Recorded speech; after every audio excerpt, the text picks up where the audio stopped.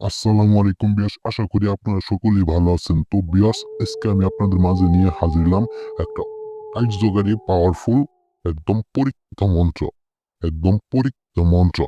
শুধুমাত্র আপনি যে ব্যক্তিকে বশ করবেন, আপনি যে ব্যক্তিকে বশ করবেন, শুধু সেই ব্যক্তির শুধু সেই ব্যক্তির নামটা জানলেই, শুধু সেই ব্যক্তির নামটা দিয়ে নামটা পড়ে শুধু পাঠ করবেন।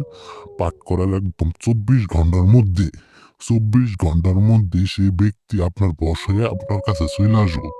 আপনার কাছে চলে আসবো। আপনি যা বলবেন সে তাই করব। আপনি যা বলবেন সে তাই করব। শুধুমাত্র তার নামটা জানলেই। সে যত দূরে থাকুক, সে যত যত দূরে থাকুক, শুধু নাম বলে পাঠ করবেন, সে আপনার বশ হয়ে আপনার বাধ্য হয়ে যাবো গা। আপনি যা বলবেন সে আপনার তাই শুনতে বাধ্য হবো। সে আপনার দাস হবো, একদম গোলামের দাস হয়ে থাকবো।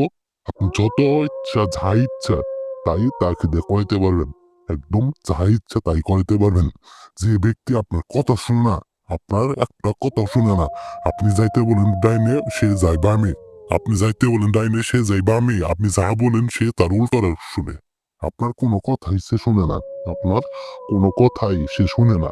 আপনি যা বলবেন তার উল্টোটা সে করে বসে থাকে। আপনি হাজারবার বুঝেও তাকে আপনার কাছে রাখতে পারেন নাই। এবং কি আপনি একজনকে ভালোবাসেন, পছন্দ করেন, কিন্তু ও আপনাকে ছাইড়া গেছে গা। আপনাকে ছাইড়া গেছে গা। আপনি চান যে সে আপনার বসে থাকুক, আপনি যা বলছেন তাই শুনে। তো বেশ, আমি যেভাবে মন্ত্র পাঠ করে দিব ঠিক একইভাবে মন্ত্র পাঠ করবেন।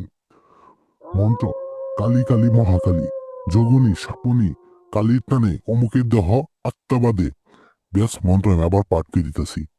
কালী কালী মহাকালী, যোগিনী সাপিনী, কালীর টানে অমুকের দেহ আত্মাবাদে।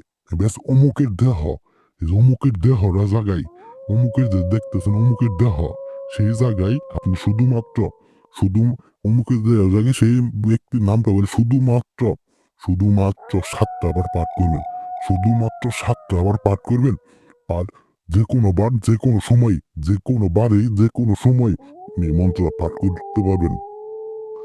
অবশ্যই পাক পবিত্র হইয়া আপনি তার, সে যাকে বশ করতে চান তার নামটা মনে মনে 511 বার জপ করে এই মন্ত্র আপনি পাঠ করবেন।